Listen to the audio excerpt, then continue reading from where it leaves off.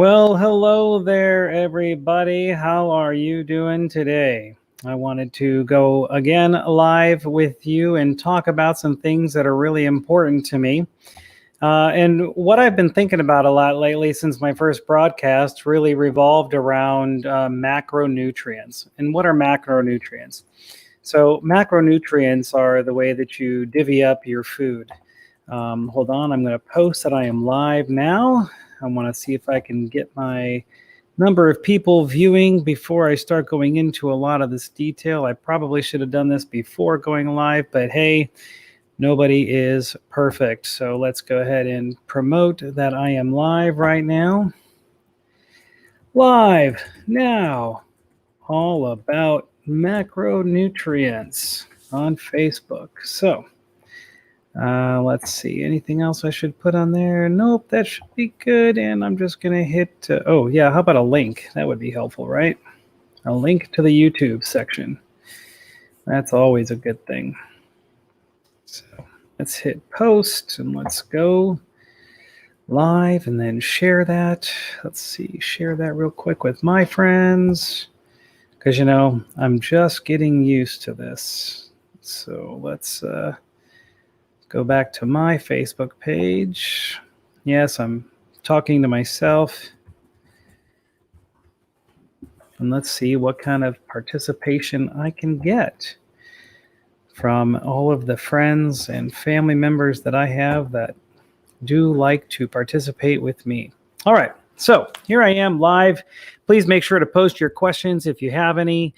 I do have the ability to see your comments, but really what I wanted to do today in the Bariatric Athlete is discuss with you the merits of understanding macronutrients. So as I mentioned a few minutes ago, macronutrients are really the way that you divvy up your food. And let me show you a little bit more about what I'm talking about, right? So proteins, carbs, and fats. Those are our high-level macronutrients that I'm going to be talking about today on this live stream. And this particular graphic, I really want to kind of go into the low glycemic methodology because when I had my gastric sleeve, my vertical sleeve gastrectomy, the physician that I had recommended to me or insisted that with the work of the nutritionist that I go into a low glycemic way of eating because that is going to be the one that's going to be the most beneficial, not only for weight loss, but continued maintenance.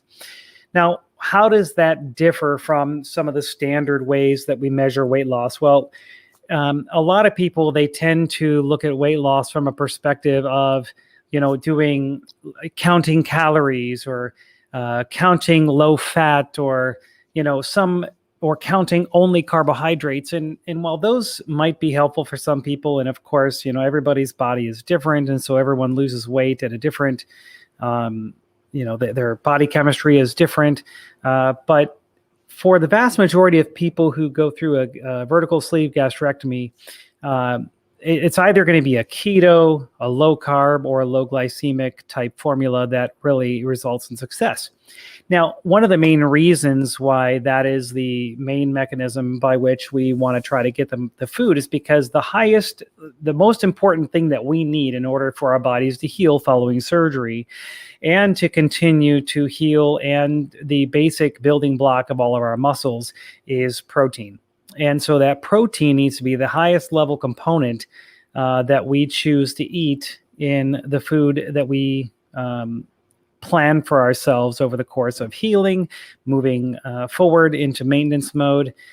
There are opportunities to do something other than just protein or something other than just low glycemic, but by and large, sticking with a particular game plan in terms of how you eat is going to be critical to the success, the long-term success of achieving weight loss. And so one of the ways that I've done that is, and I've mentioned this before on my channel, at least through the first, I guess I really only have had one episode.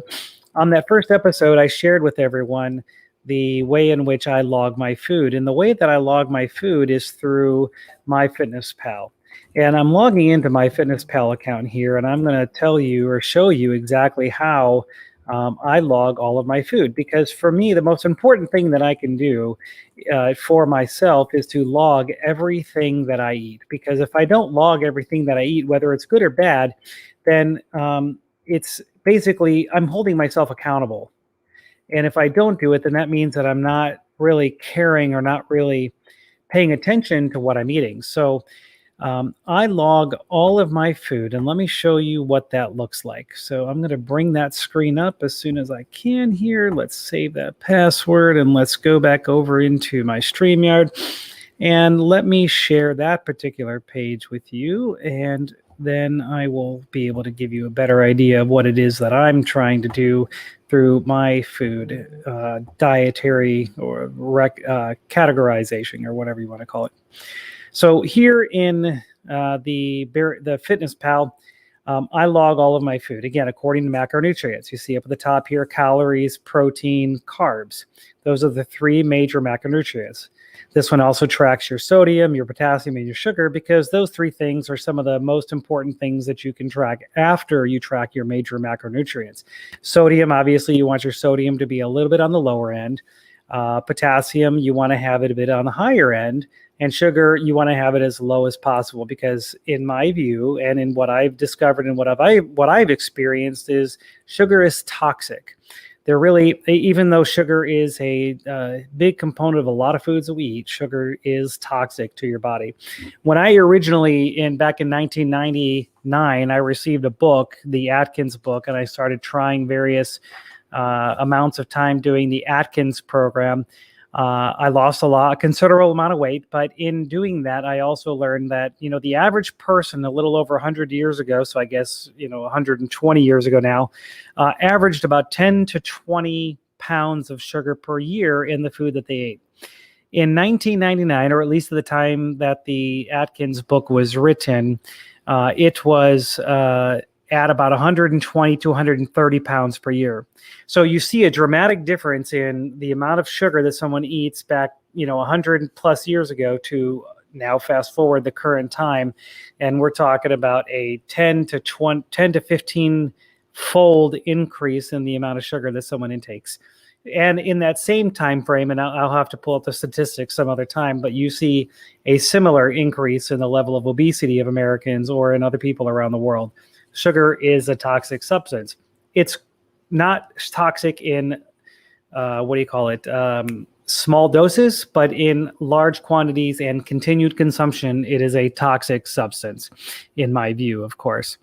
So as I'm saying, the amount of macronutrients that I consume on a daily basis, and I'm going to show my macronutrients here a little bit more clearly, is you can see here calories and protein. So what I shoot for, and let me give you an example of what my calorie intake was for all of yesterday, right? So all yesterday was August 25th. I had a Quest protein shake for breakfast. That was 160 grams or 160 calories, 30 grams of protein, 3 grams of carbohydrates. And I focus less on this, but I definitely try to make sure that I keep the sodium levels down. I had something that my wife made, pork calderetta, about 200 calories, 27 grams of protein, and 21 grams of carbs, because it had potatoes and carrots and other things in it.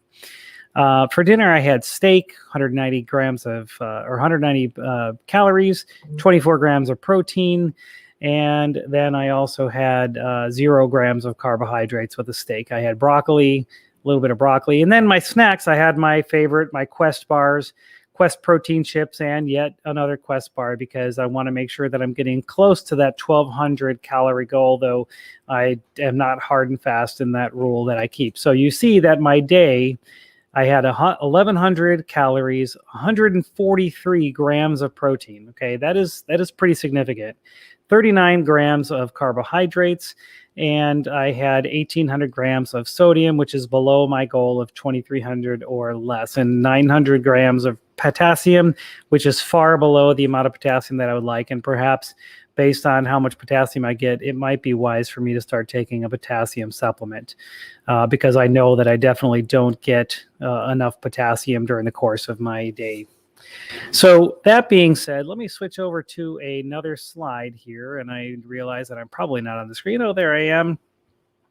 So And thank you, the Townley family, for shouting out to me. Thank you very much. Appreciate that. So let's see, where are all of my, there they are. My other tabs that I have are open. Forgive me. So once again, I'm struggling with this StreamYard. Share screen, that's what I'm looking for. So what I want to show you again is this, low glycemic index way to look at eating food, and that is 30% protein, 10% carb, and 60% fat. I don't necessarily subscribe to the 60% fat. In fact, I typically try to keep my fat levels down, because the more fat you have, the higher the calorie count is, because fat has a lot higher calories. But I do focus on protein, and I eliminate or minimize carbs as much as possible. So when I look at some of the other, let me get back to my screen. I probably did this a little differently than I would have liked. Go to share my screen.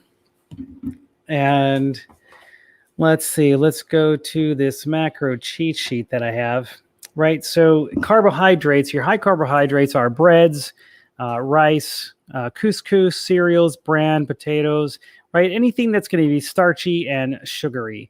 That is what you want to try to avoid by and large with the foods that you eat. Okay.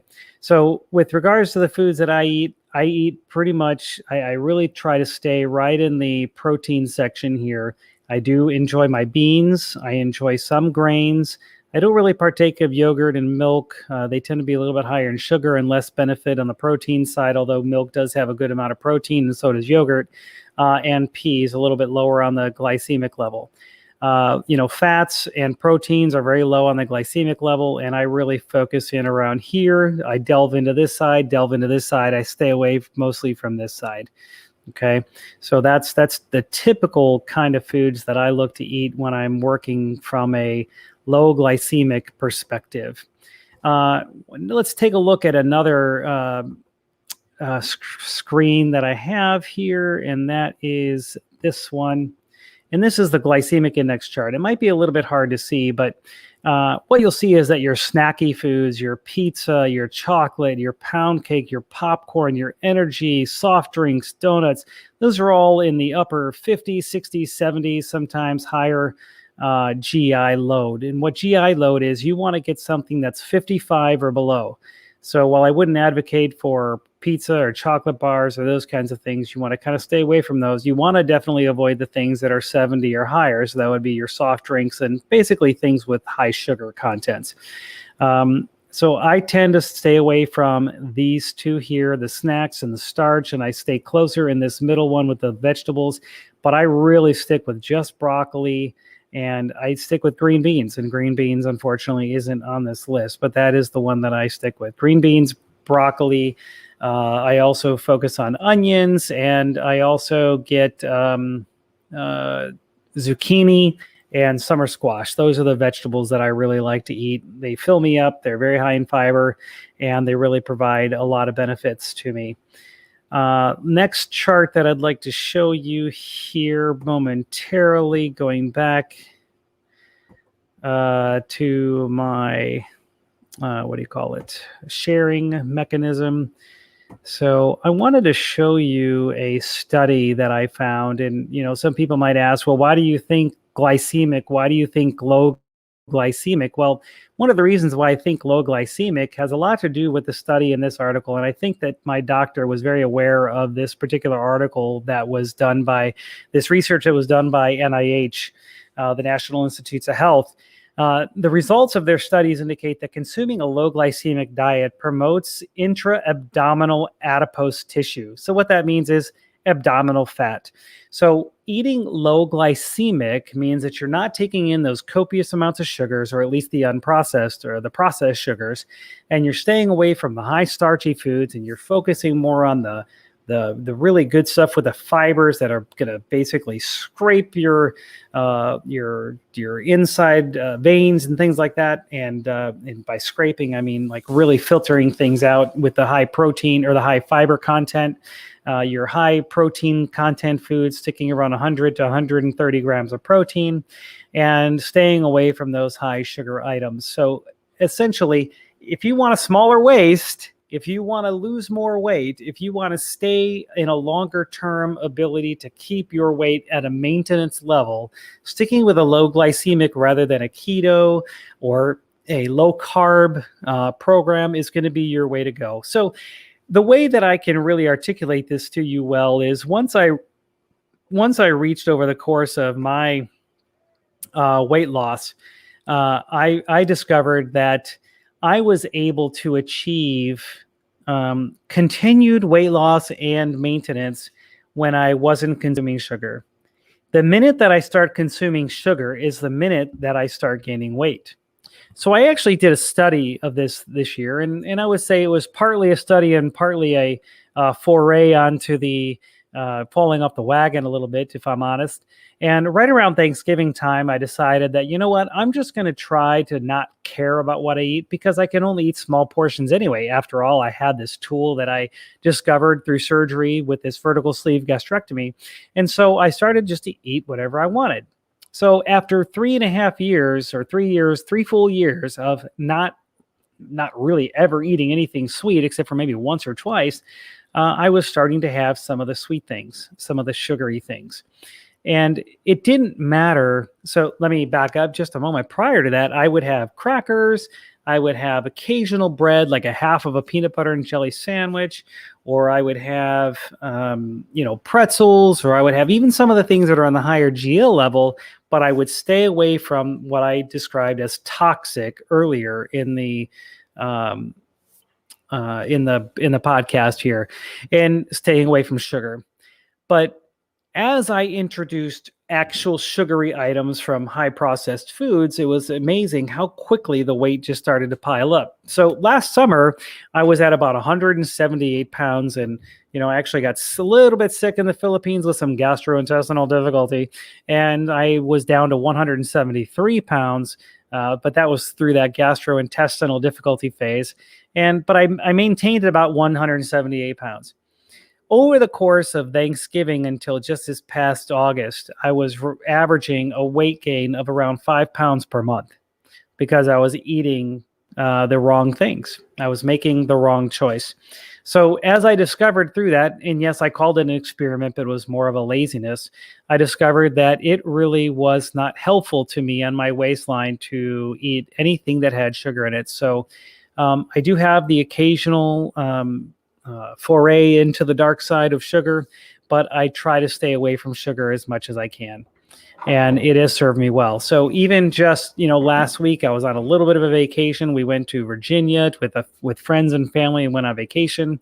And so we pretty much ate whatever we wanted. Heck, we're on vacation, right? I gained about 5 pounds. Well, I came back from vacation and I went very strict on my eating way of life, and I lost that 5 pounds like that, simply removing sugar from the equation and eating around 1,100 to 1,200 calories a day and sticking around 30 carbs a day, around 130 to 140 grams of protein a day, really got me to where it really keeps me on the even keel in order to be able to continue to lose weight and or stay in that maintenance phase. So as I said, one of the most important things that I do is I pay attention to the macronutrients of the foods that I eat. The macronutrients are the fundamental, most important thing that you can keep track of. And like I said, one of the easiest ways that I have found through the course of all of my losing weight and trying to work hard is to use MyFitnessPal. In using MyFitnessPal, which you can get to at myfitnesspal.com, you too can record your weight. Now, I'm not trying to advocate for MyFitnessPal. I'm certainly not sponsored by them, nor am I trying to advertise for them. It works for me. And as you can see from my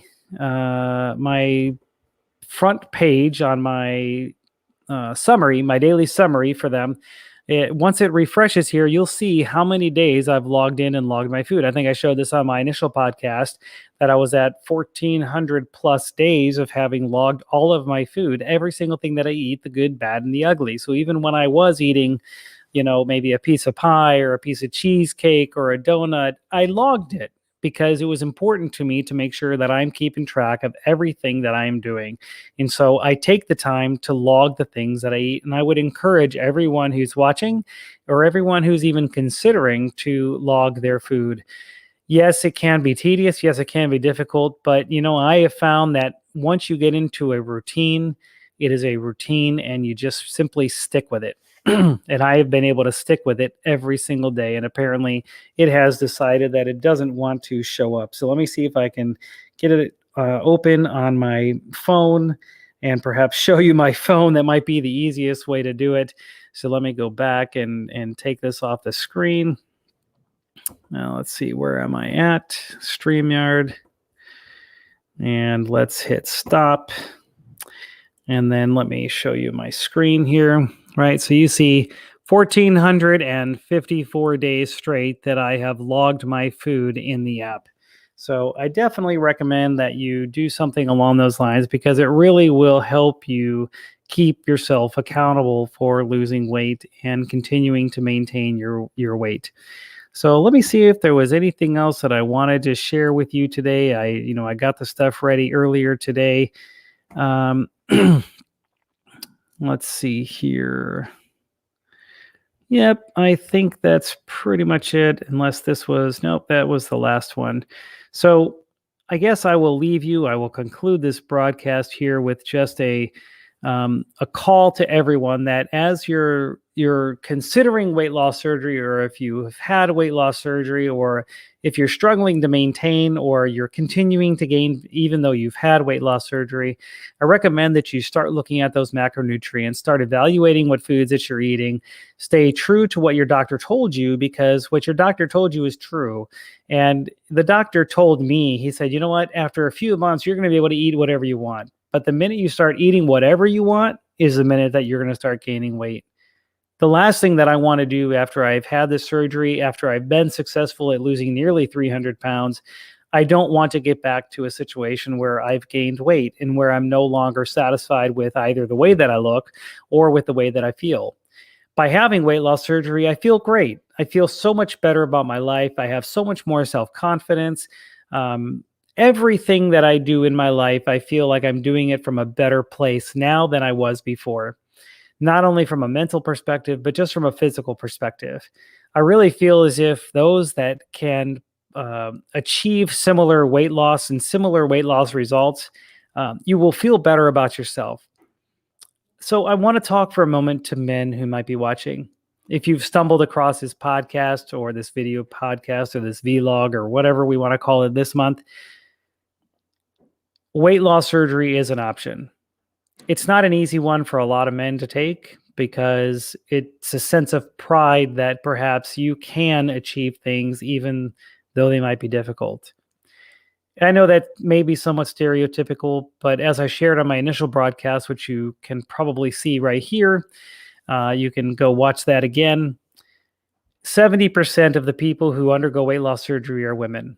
And while that's fantastic that women feel comfortable going through weight loss surgery to achieve the great results similar to what I have, it is important for everyone who has been historically unable to control their weight to be able to achieve weight loss. And weight loss surgery is an option that many people have that they don't do because they feel like they can do it.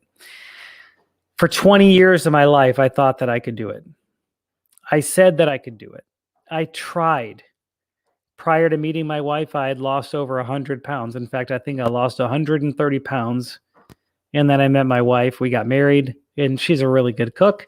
And so 100 pounds later over the course of a few years, and I was right back where I was. It's important to stay the course. It's important to remember that you're not all powerful. You can't do everything yourself. I discovered that even though I continued to try, I continued to fail. Failure's not wrong. Failure is something that we all do as human beings.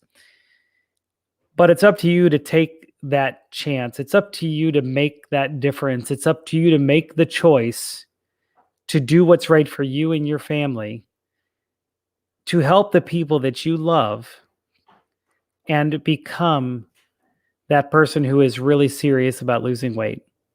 While gastric sleeve or some other mechanism of surgery, surgical weight loss surgery, just in general, might not be the option for you, or might not be the road that you go. You might only need to lose 10 or 20 pounds, or you might only need to lose 30 pounds. But there are a lot of you out there watching right now who need to lose 100 pounds, who need to lose 150 pounds, or who need to lose 200 pounds. This is your chance. Take hold of this chance to lose this weight. You need to do it. Not because you need to look some way or you need to feel better about yourself in clothes, although that certainly can be a part of it, feeling, psychologically important about the way that you look. But for your health, for the people that love you. Most importantly, do it for yourself so you can live a long and healthy life.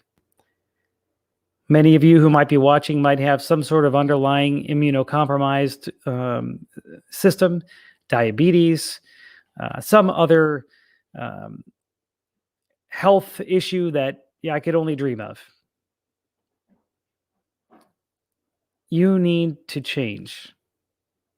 You need to make a difference in your life so that other people can enjoy your presence in their lives a lot longer. And yes, I'm talking to you.